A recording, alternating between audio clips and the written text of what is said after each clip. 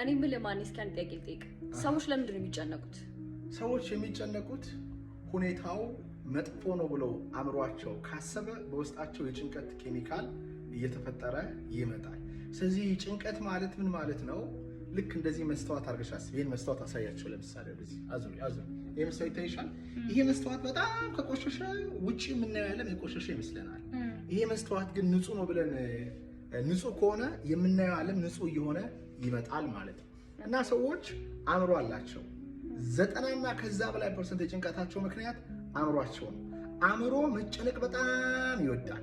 ችግር ማሰብ ይወዳል፣ መፍረድ ይወዳል፣ ኑሮ ውድ ነው ማለት ይወዳል፣ የሰዎችን ክፉ ነገር ማየት ይወዳል። እና ሰዎች የአእምሮ ባህሪን ሲረዱ አእምሯቸው እንዳይጨነቅ ማድረግ ይችላሉ።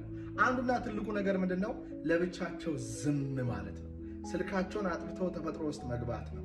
ጸጥ ሲሉ የእግዚአብሔርን መንፈስ ማግኘት ይጀምራሉ ማለት ነው። ዝም ሲሉ ግን ለምንድን ነው የሚጨንቃቸው? ዝም ሲሉ የሚጨንቃቸው ለምንድን ነው? አእምሮ ልክ እንደተከፈተ ሌሎች ያለ ነው የሚጮህ። ስለዚህ ጸጥ ስትይ ጩኸቱ በጣም ይጎላብሻል።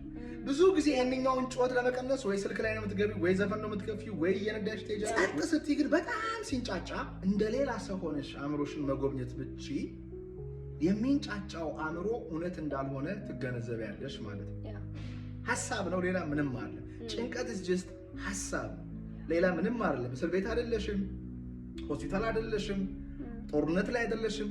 የአእምሮ ሐሳብ ሐሳቡ ውስጥ ግን ስንሆን ሐሳቡ እጅግ በጣም ወሳኝና ትክክል እውነት መስሎ ይታያል። ግን በጣም የነቁ ሰዎች ናቸው ሐሳቡን እንደ ሐሳብ ማየት የሚችሉት ማለት ነው።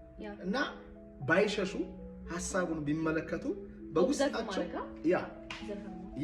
ኦብዘርቨር መሆን መንፈሳቸውን ሲሆኑ ከሐሳባቸው ጠለቅ ብሎ ያለው የእግዚአብሔር መንግስት የተሰኘው ሰላም የሚሰጠው በውስጣቸው አለ።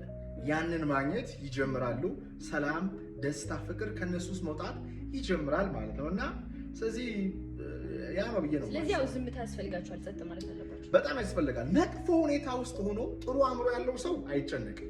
ጥሩ ሁኔታ ውስጥ ሆኖ መጥፎ ሐሳብ የሚያስብ ሰው ይጨነቃል። ስለዚህ ሁኔታው ሳይሆን የአእምሯችንን ሐሳብ የምንቆጣጠርበት መንገድ ስለሆነ የአእምሯችንን ሐሳብ ጸጥ ማሰኘት ላይ ማተኮር መቻል አለብን ማለት ነው።